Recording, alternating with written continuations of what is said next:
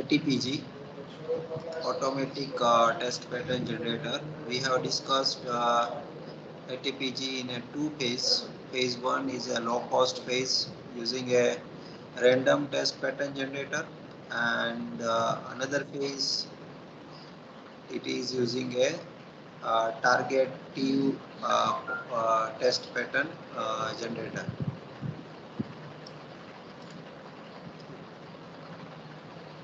Yes.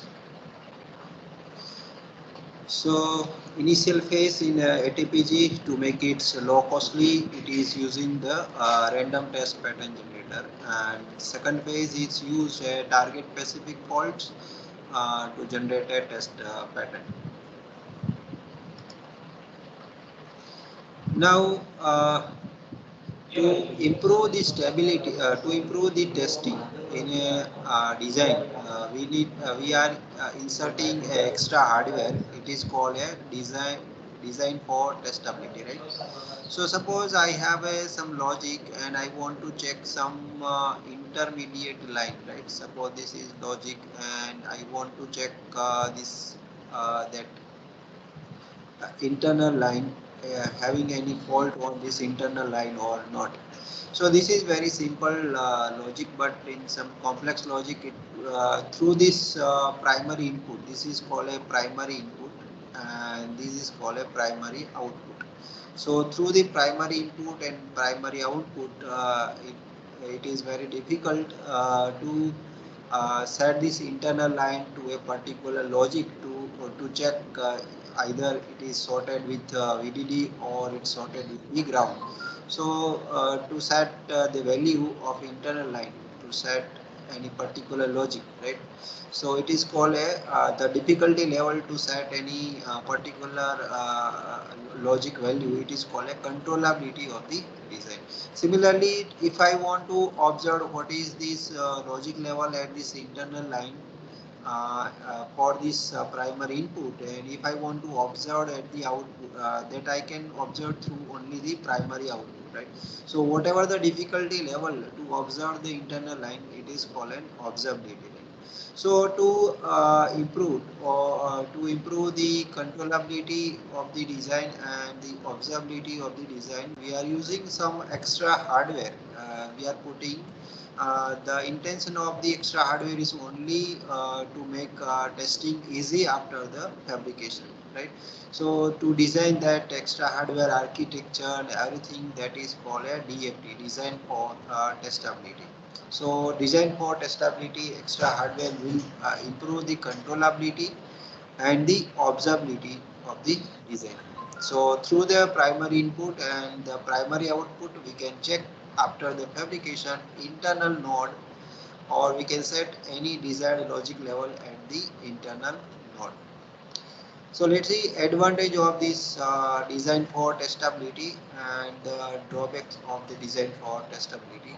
So first advantage of design for testability is increase the fault coverage, right? So first advantage of the design for testability, and nowadays all the VLSI design uh, have the design for testability. No any design without a design for testability, right? And another advantage of design for testability is test generation or development time. So it reduces the test generation time. That means the test pattern. Because by adding the extra hardware, it make easy to test the internal node, and so for that we need less numbers of test pattern to cover all the faults. So it reduces the test generation or development time. Third advantage of the design for testability is to test length, right? So in terms of the test patterns, right? So it reduces the required the number of test pattern. So it reduces the overall time for the testing. Also reduce the memory requirement that to store the test pattern to check the internal node. Test application time. Sixth advantage, support a test hierarchy and concurrent engineering, right? So concurrent means parallelly we can design a DFT with this design and reduce overall life cycle cost. So these are the advantage of the DFT. And if you see in terms of the disadvantage, it slightly increase the pin overhead, right? So some DFT techniques require the extra input and the output pin. So for that, it increase the pins for pin overhead. It increase the area overhead, right? Area, because we are adding the extra hardware that is not required to for as per the specification, but it is added only for purpose for to make the easy testing after the application. So it increase the area overhead. Performance degradation in terms of the speed, right? Suppose I put the mux in between, it is called a scan cell, right? Suppose I put the scan cell in between to check this internal line here, so it is added the extra hardware, right? So if you see the propagation delay from this to the output, primary input to output, it will increase, so the performance in terms of time, so it the performance will degrade due to this DFT and the design time, right? So definitely to it added one stage in a VLSI design flow to develop a DFT logic for a design. So definitely it will increase the design time. So there is no free lunch. There is no free lunch, right? So if you want, then we should have to pay for it. So pay less now with the DFT, right? Or pay more without later without the DFT, right? So that is you can understand this. Okay, pay less with DFT now at the initial, or pay more later without the DFT. That is, if we not put the DFT logic in the design, then we have to pay in terms of two. It will make more difficult for the testing. So at that time we need to be have to pay more. Right?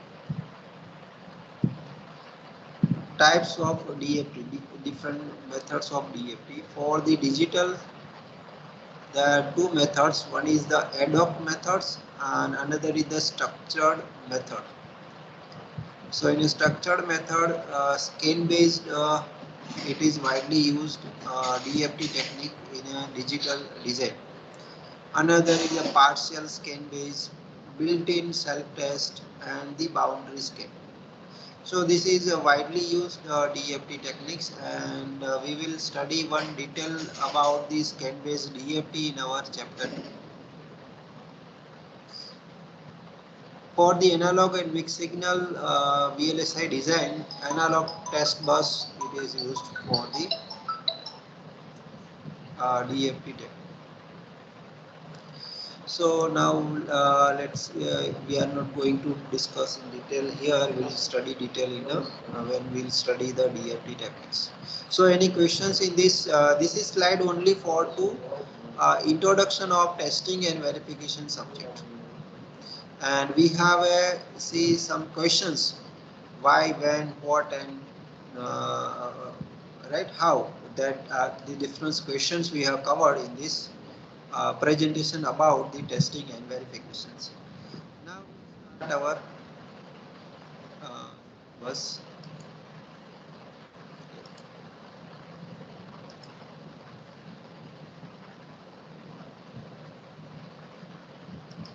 Okay.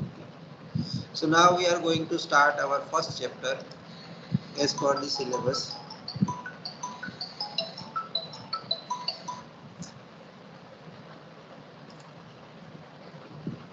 So our first chapter is, what is this chapter about?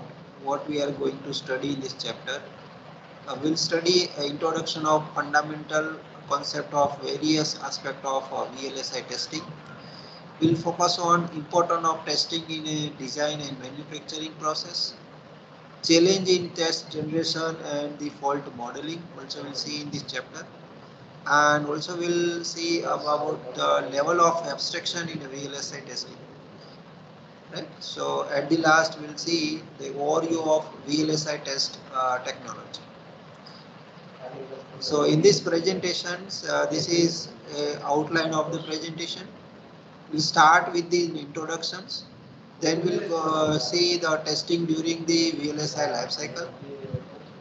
Then we'll see a test generation. Okay? So for testing, first part is to generate a test pattern. It is called a test generation. Then the fault modeling, right? So what are the physical faults at the fabrication? How we can model at the functional verification? So that faults modeling we'll see, and then we'll see a level of abstraction in a VLSI design flow, and overview of test technology with the concluding remark. And I have used the reference book to prepare this presentation is VLSI test principle and architecture by the Professor Wang Wu Wen, and this is your first reference book given in the GTU syllabus. So first of all, we see why the testing is important in VLSI and nowadays VLSI design. So as we know, the integrated circuit have grown in size and complexity since 1950. So if you see, it's a journey from the SSI to the VLSI nowadays is even more than the VLSI. But VLSI what is so popular, so it is continuing, right? So nowadays running the ULSI like that, but still we are calling that it is a VLSI technology. It is predicted by the, as we already discussed about the Moore's law, right? So in every 18 months, the number of transistor in a single IC will be double, and this prediction is still going on. So by doubling the transistor, that means we need to be that scale the size of the MOSFET. So in same area, they accommodate the double transistor in every 18 months. So we need to be scale the technology in every 18 months. So as per the Moore's laws result from the decreasing the future size, dimension of the device, right, from the 10 micrometer to the 10 nanometer, right. So also by it is increasing the operating frequency. So as we scale the device size, so overall capacitance forms it will reduce, and we can use the design for the higher frequency. So as the scaling will get, another advantage of scaling is not only in terms of the area, but also in terms of the we can operate at the higher frequency from. So frequency is also increased from the several kilohertz to the gigahertz in a range. Right? And decreasing the future size will increase the probability of the defects. Right? So as we decrease the size of the dimension of the device, it will have the more probable, and making more dense, it will have more probability of defect during the manufacturing process. So nowadays have the size of the device in terms of the nanometer. So you can imagine in a nanometer at the manufacturing mechanical process have the more chances for defect, like to short a signal line with the power supply line, or to short the signal line with the ground line, or two signal line will short. Like such many faults can occur during the manufacturing process. So that's why the testing is more important to make our design that we can make easily test after the manufacturing, even with a very high complex design. So single faulty transistor on a wire result in a entire IC will faulty, right? So even in a million of transistor in a single IC, if a single transistor will fault, or fault in a single transistor due to some short or open faults, it will make to not work the entire the IC. So testing is required to make the guaranteed fault-free production. Now in a testing, rule of 10 is applicable. Now what is the rule of 10? We've already gone through the rule of 10. So the cost to detect the fault IC increase by an order of magnitude as we move from the device to the field operations. So whatever the cost to identify fault at the device level, we have to that the cost to identify the fault at the PCB level will be the 10 times more than the cost to identify fault at the device level. So it is better to identify or detect the maximum possible detectable fault at the first level of the design. So this is the rules of 10. Right? So whatever the cost to identify the fault and to repair it at the system level will be the 100 times more than the cost to identify fault at the device level. So this is the rules of 10s in a testing. Now testing is also used during the manufacturing to improve the yield, right? So the testing will improve the yield. We'll see how it can improve the yield. So the test coverage also, it is a part of the yield in a calculations, right? So doing the failure mode analysis, the fail due to the what reason the IC are failing. So if we can find the reason, we can have the next lot. For the next lot, we can make some corrective actions and we can increase the yield.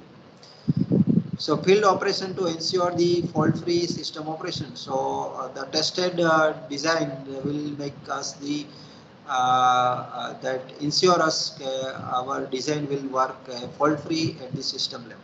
So initiate the repair when fault are detected. Testing during the VLSI life cycle. So testing is occurred at every stage in a VLSI designing, starting from the specification to the up to the sign off. Each stage we are doing the testing. Also we have seen the detailed test flow in the previous presentations. So testing typically consists of applying a test or stat stimuli to the circuit under test and analyze the output response. If incorrect fail, the CUT assumed to be faulty. If that it is correct, result is pass. If our output and the expected output are matching, that means it is pass the testing.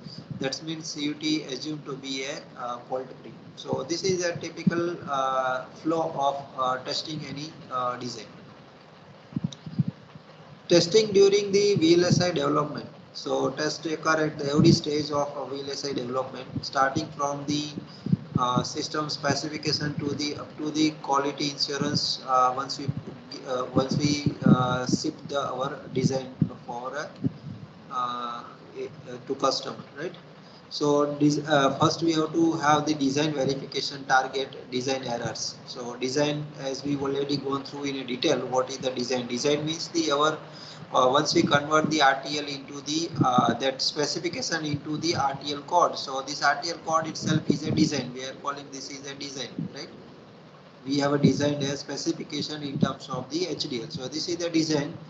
And first our target is we have to be apply all the possible fault in the design by using appropriate the fault model, and we have to be prepared that what are the test patterns required, right? So first of all our target should be we have to make our design that error free. Then it is fabricated, the design is fabricated, so need a wafer testing at the fabrication level, and once it's fabricate, it's going for the packaging to pack for the IC. So it is a package testing is required, and once this IC is complete with the packaging, at the last have to be do the quality insurance. It is like a tested okay, like that side types of that. So it is called a final testing. The defect it is a flaw or physical imperfection that can be lead to a fault. We will see later on. Design verifications, right? So we have to do the verification at each stage of the design, right? So design means starting from the specification up to the file to send to the GDS2. Okay. Up to the file we send it is to GDS2 file or the file that we are sending to the fab level. So this process, this entire process to convert the specification to the file which is for Fab Lab, right? That implement design on a silicon. So this process it is called a design. So at each design stage we need to be verify our design, right? So first stage of the design is from the design specification to the architecture. We have to prepare the architecture as per the specification in terms of the block diagram. Then architecture is converted into the RTL code, right? So it is a register transfer level code, and this RTL tool will convert the RTL code into the logic gate level netlist. So netlist is nothing but a program. Netlist is nothing but some text file that is have information how the different gate are connected. So that is the netlist, and then the tool will convert the gate level netlist into the transistor level or a physical design or a layout design, right? So these are the steps in a designing, and each step we need to be verify our design. So once we convert the specification into a architecture, we have to verify this is architecture, it is meet the specification requirement or not. Once we convert the behavior architecture into the RTL code, again we have to be verified the implemented RTL code is as per the that behavior architecture or not, right? So need the verifications. Once the tool convert the RTL code into the gate level netlist, then again we have to verify the generated gate level netlist is as per the RTL code or not, and the physical layout generation from the logic net, we have to verify it is as per the.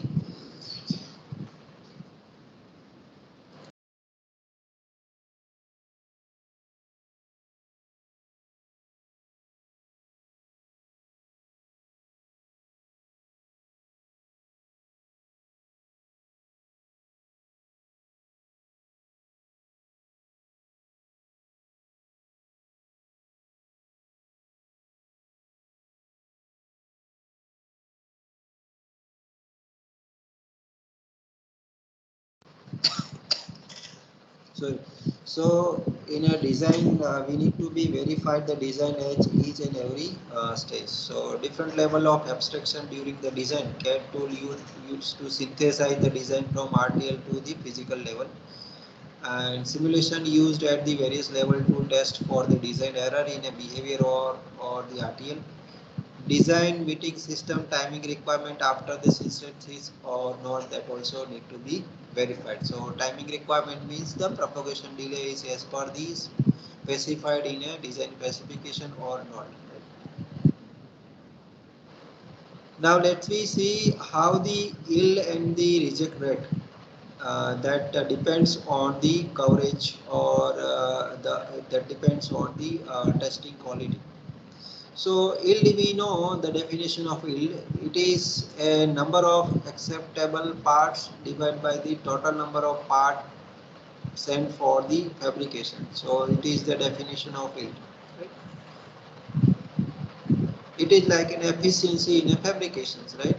So number of acceptable part means a part which is fabricated work as per the specification divided by the total number of part fabricated, right? So total number of chip fabricated, out of that suppose the 100 chips are fabricated, out of that suppose 70 are work as per the specification correctly and 30 are found faulty, then we can say the yield of the design, yield of this, it is a zero point 0.7 or the 70 percentage. In terms of percentage, it is a 70%. So we can say manufacturing defect that can be found through the yield of the manufacturer. Two types of yield loss. One is a catastrophic due to the random defects, right? And another is a parametric yield loss, and it is due to the process variation. So this is due to the random, right? And this is due to the process variation, right?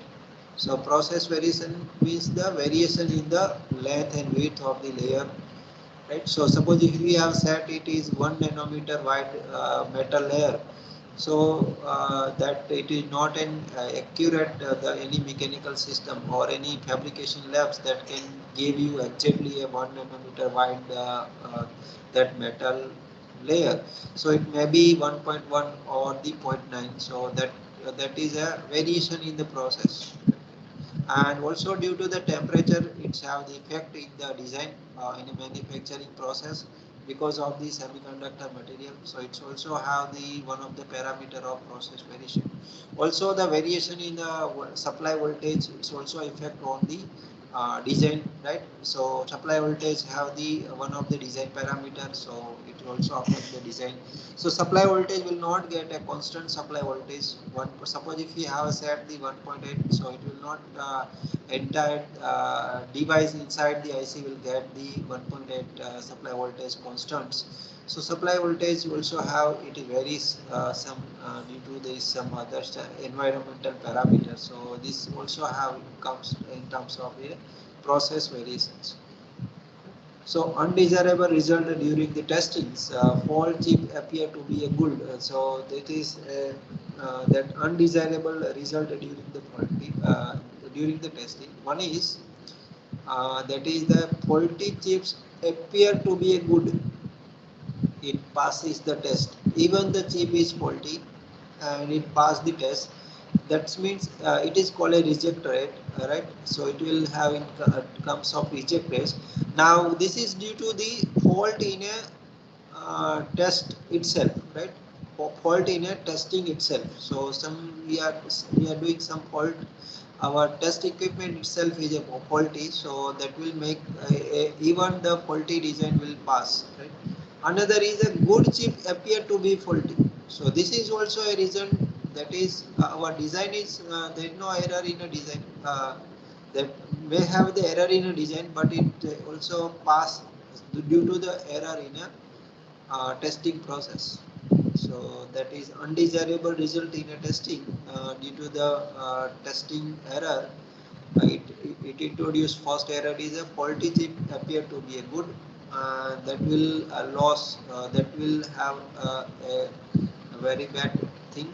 And another is a good chip appear to be a faulty. So that can be possibility here. We can make some correction in the design or analysis of the design and found the design is correct, then also it detected a faulty, so we can have a chance to identify testing process itself is a faulty in a second things when the good chip appear to be faulty. But when the faulty chip appear to be a good, that we once we pass through and that we give the quality insurance and we ship that chip for the customer, and once the customer use any the chip into any system, suppose it is used in a that aerospace applications and it is mounted in an aeroplane, and suppose the fault is like it not landing the aeroplane properly, right? So once it take up that flight, and once it try to land up, and it's created disasters in a that aerospace. So this is a very bad things. Okay, once our bad that faulty chip should not be passed as a good. Right? So reject rate is number of fault parts passing final test divided by the total number of parts passing final test. So that is designed as a reject rate. Number of faulty parts passing final test. Right? Parts itself is a faulty, but it's passed the final test. Divide by the total number of part passing the final test. So suppose 100 IC are the pass the test, and out of 100, 5 are the faulty. Even the faulty IC, that though they have a pass the test, so we can say the reject rate is 5 divided by 100, or we can say reject rate is 5%. So we should have the reject rate 0%. Electronic system manufacturing. If you see in that rules of things and manufacturing step by step. So first is the PCB fabrication, then assembly of the PCB, unit assembly, and then it is mount on a system assembly. So at each and every electronics manufacturing process also we have to be verified the design, or we have to test the design. So we have to, once is we have a PCB fabrication, we have to verify it is as per the design or not. Once we mount on a PCB into assembly board, again we have to be verified, or try to find out any defect or in the or not. System level operation, right? So you can see here that the probability that system will operate normally, and the probability or failure rate that can be found from this statistics data, that reliability of the system, right? So it can have that can find in terms of probability that system will operate the normally until time t. So it can have e raised to minus delta t. And if you find the failure rate delta, where delta is the failure rate and is sum of the individual component failure rate lambda I, then the total failure rate, it is an individual component failure rate summation for all such k component will give you the failure rate of the system in which k component are mounted, right? So you can find the failure rate of the system. So fault occur during the system operation, and the interval of the normal system operation is a random number exponentially distributed. So here it is operating the normal, here it is operating the normal. So this duration of the operating the normal, it is a random. So we cannot predict this is operate normally until the time duration t T0. Here it is operated normally for the time duration T1. Here it will be the time duration T2. So it not have some. It is a random process. So it can be find a probability that system will operate normally until time t using the exponential e raised to minus lambda t, where the lambda is the failure rate of the system. System level operation to find out the mean time between failure. So if you want to find out mean time between failure, so it is an that integration of that failure rate. So we'll get it is 1 upon lambda. So as we reduce the failure rate, it will increase the mean time between failure. Okay. To repair time are also assumed to be of an exponential distribution. Mu is the repair time. So once the system is failed, it required some time to repair it. So that says, let's say U is the repair time. Then also we can have the repair time e raised to minus ut. So mean time to repair, mean time to repair, to time take for to repair the system, mean time to take to repair the system, that is inversely proportional to the time taken for the repair. So it take the less time to repair, the mean time to this will the less, then it will the mean time to repair it will be the more. So we required should be repair rate. So repair rate should be high. So it will reduce the mean time to repair. Now when the system is available normally, so system is can find the system availability, right, in terms of the mean time to between failure divided by the mean time between failure plus mean time to repair. So that will give us the system availability, means the system working the correct, right? So system availability, it is a mean time to failure divided by the mean time to failure plus mean time to repair. So high reliability system has system availability greater than 0.99, right? So it is called a 49S design, right? So we require the high reliability system, right? For that we should have the less failure rate of the IC, that will give us the high reliability system. System level testing. So testing required to be ensure system availability, and type of the system level testing are online testing and offline testing. Online testing means concurrent with the system operations. So even the system is operating as per its functionality, And with this system operation, if we can test, it is called a online testing. And offline testing means while this if the system is operating, we make it to off for some temporary time to make its repair.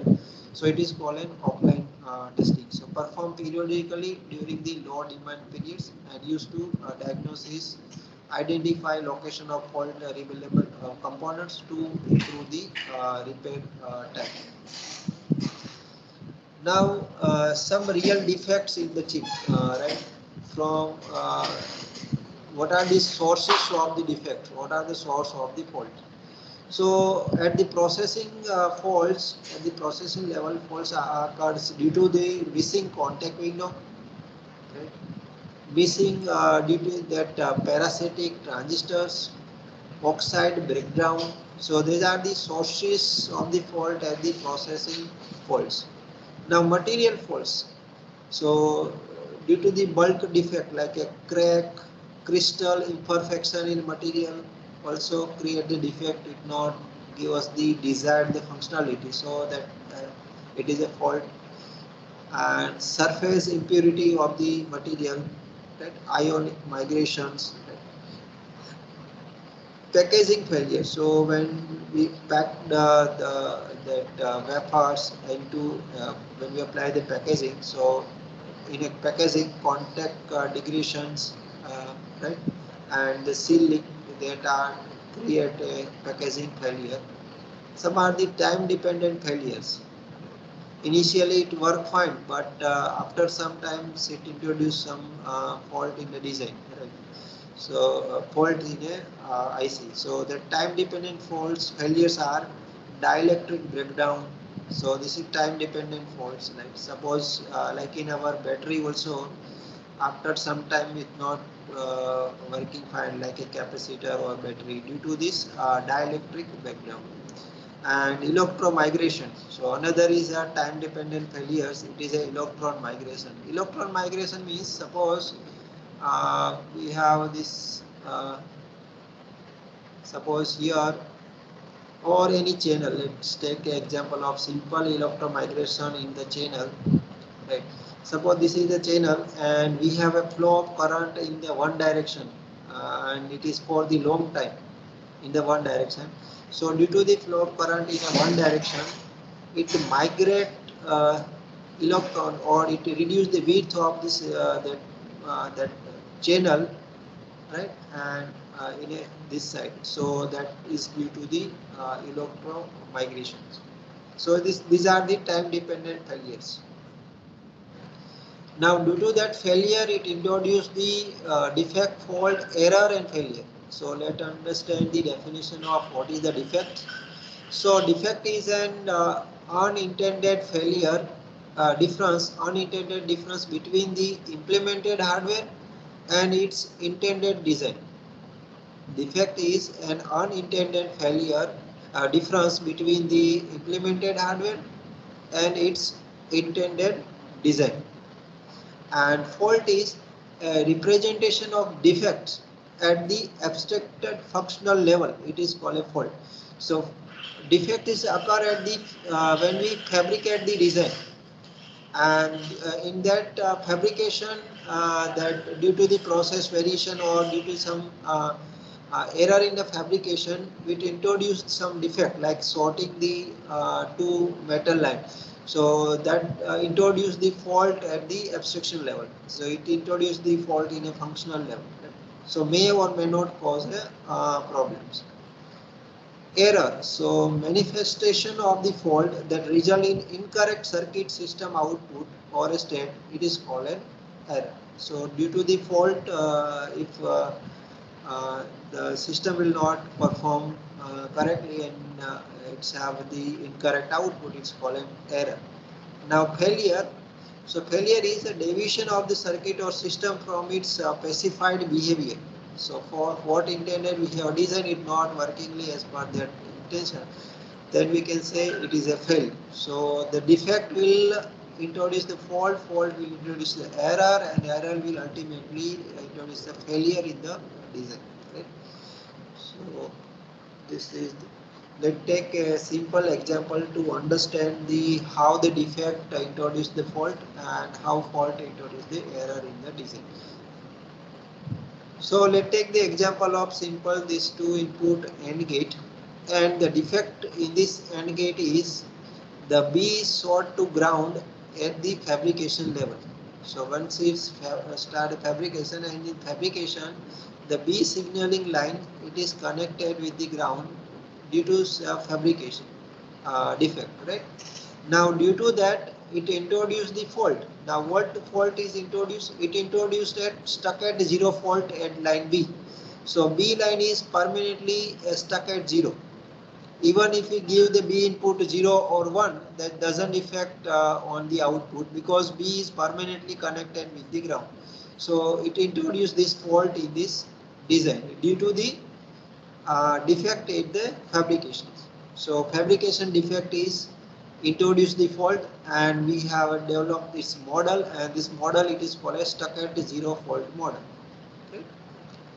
Then due to this fault it's having error in output. So when it will have the error in output, so when we'll give the both the input A and B are 1 1, but we'll get the output is equal to 0 because B is already connected to the ground, right? So the effect of external input B will not have the propagate to the internal to the AND gate.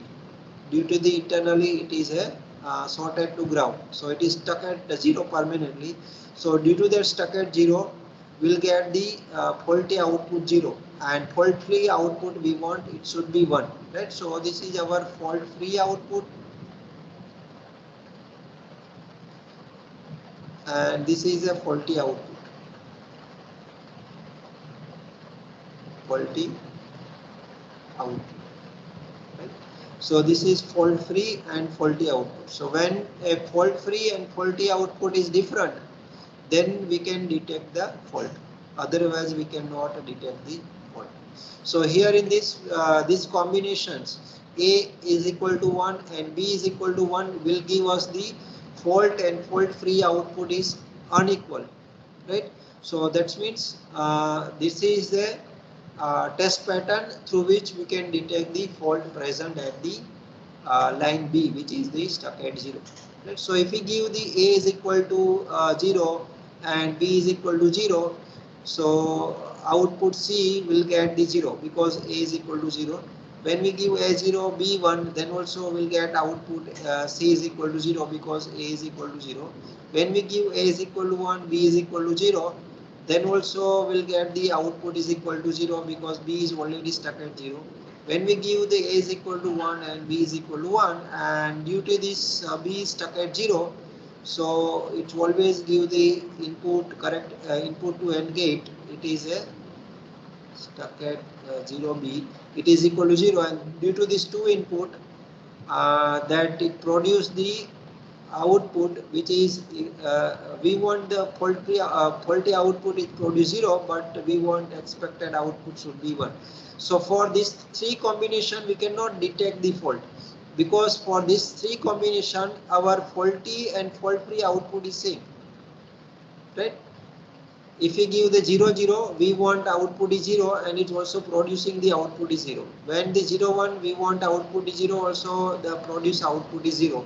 When the 1 0, then also we want output is 0 and it's producing the output is 0. So we cannot detect the present stuck at 0 fault present on the line B using these three combinations. We can detect only using this one combinations, which make the faulty and fault free output is different.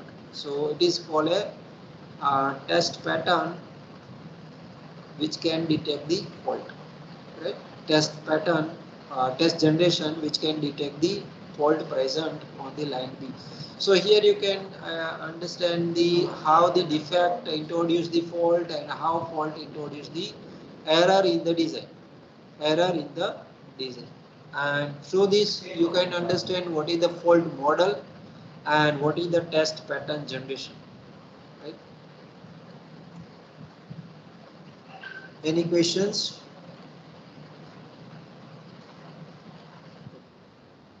Why the fault model? So from the previous example we have tried to understood why the fault model.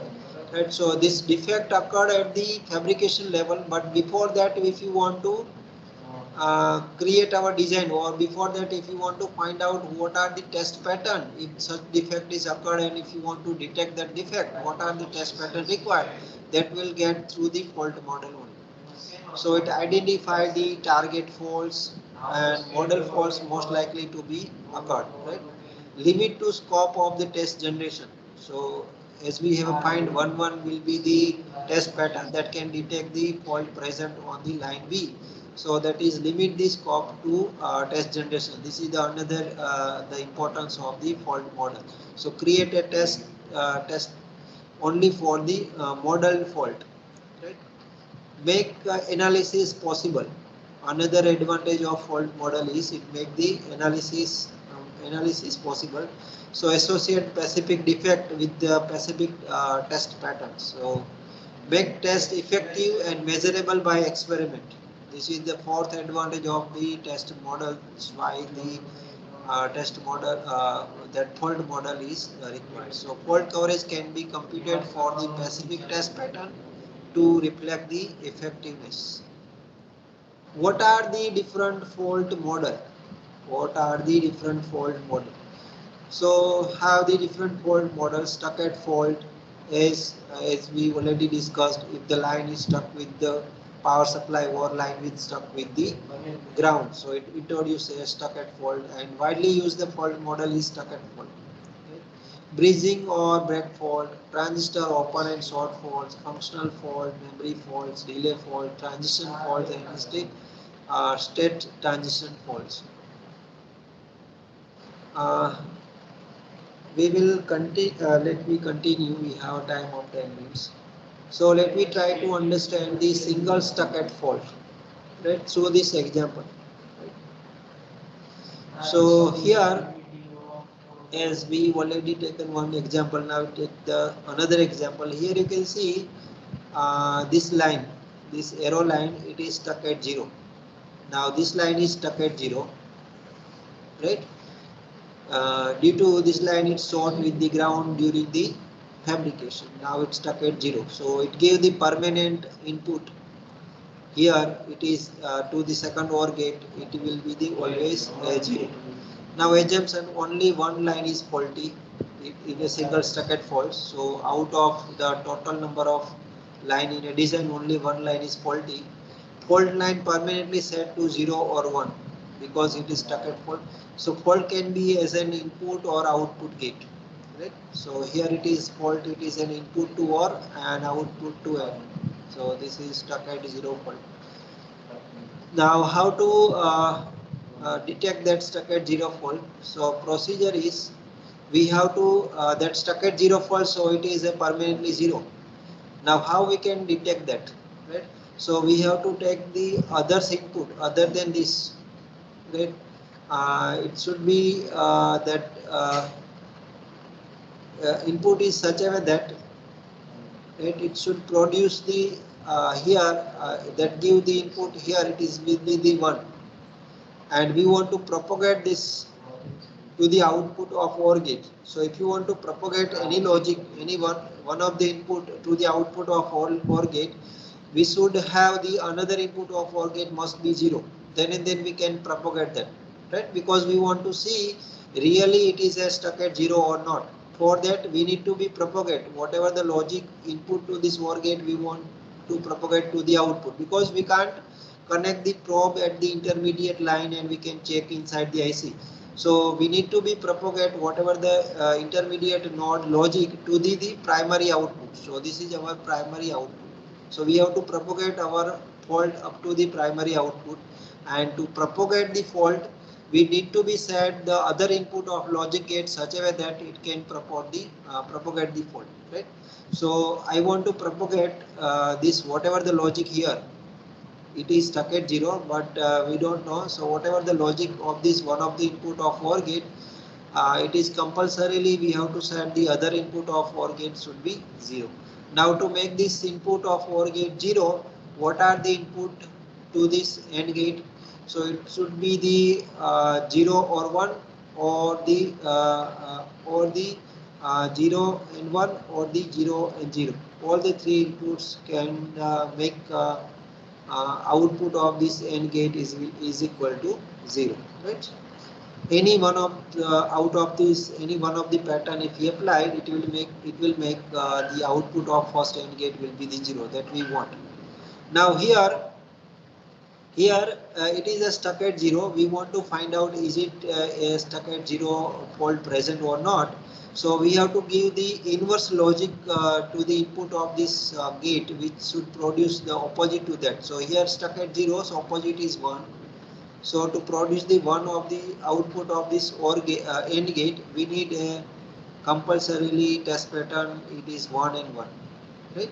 So if we apply the 1 and 1, it produces the here output is 1, but that 1 is not propagated to the OR gate due to the stuck at 0, and the OR gate input will be the 0, and it produces the output is 0.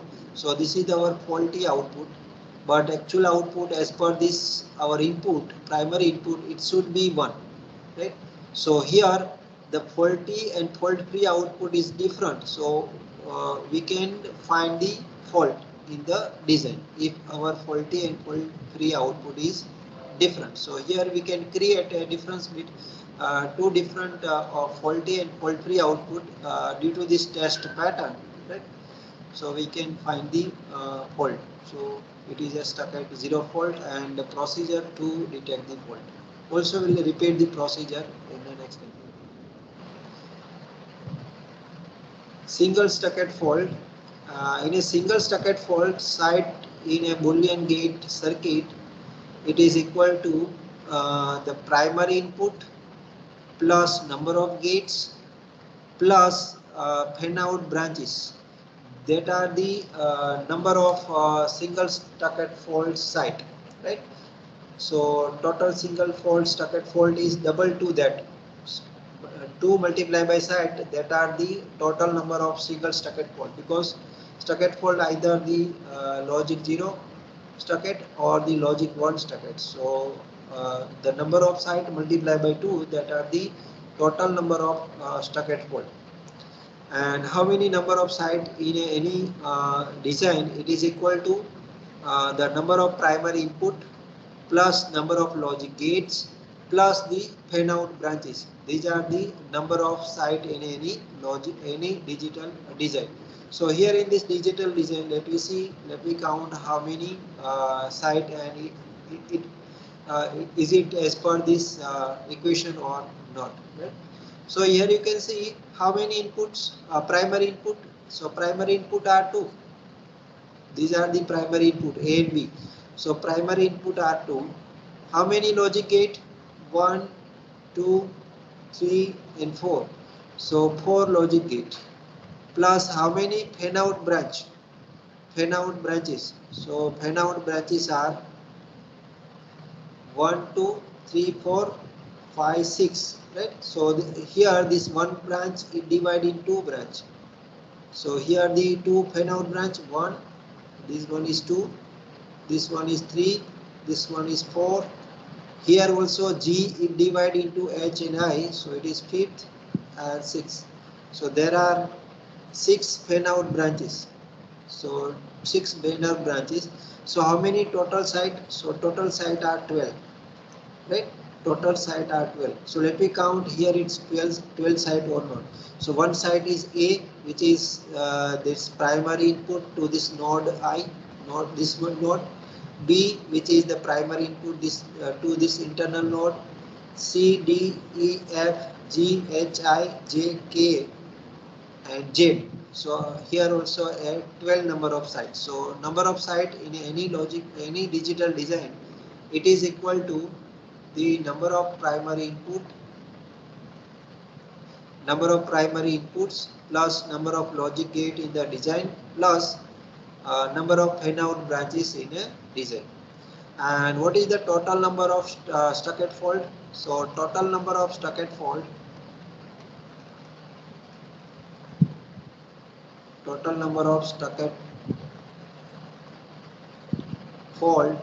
is equal to 2 times the number of site. because in each site either have stuck at 0 or stuck at 1. So in possibility are 2. So 2 multiplied by the number of sites, that are the number of total number of fault possibility in any digital design. So here 12 multiplied by 2, so total stuck at fault in this digital design is 24. So total single stuck at fault in the design are 24. 2 into k, where k is the number of sites. These are the stuck at fault. Is it clear? Any questions in this to calculate the total number of site and total number of stuck at fault? Any questions in this? We keep up to this in this lecture, and then we'll continue from this.